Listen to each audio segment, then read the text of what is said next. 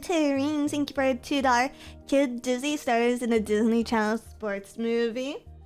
Fun fact, I don't think I've ever shared this before, but I won't say which studio it was for, but I used to work on set. For one of those like kid game shows for a little bit. It was very short. I did 2 weeks. I did 2 weeks and then I was out because it was so sucking.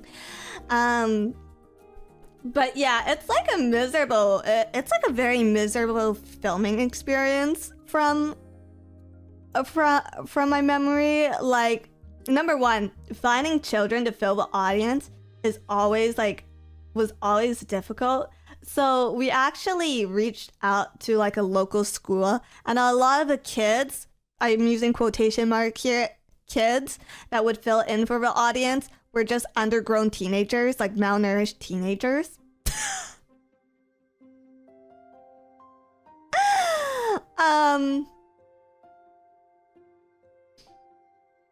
And then I knew one of the contestants on one of these shows. The contestants on one of these shows was actually around my age. It was actually pretty close in age to me. She was just young enough to meet the threshold to be on the show. And she actually, the way they manipulated things, there was no fan vote, right?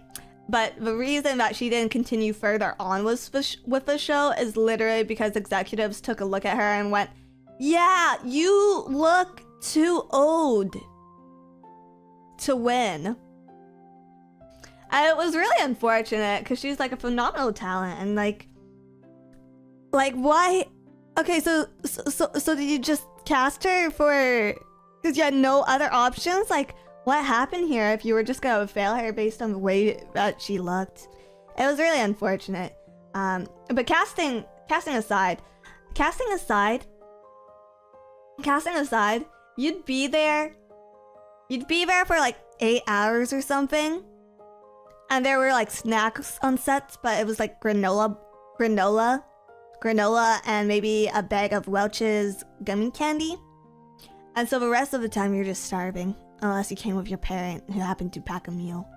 So it's pretty brutal work conditions for children, I think. Yeah. And I'll see you then on Misita next time, okay? Bye!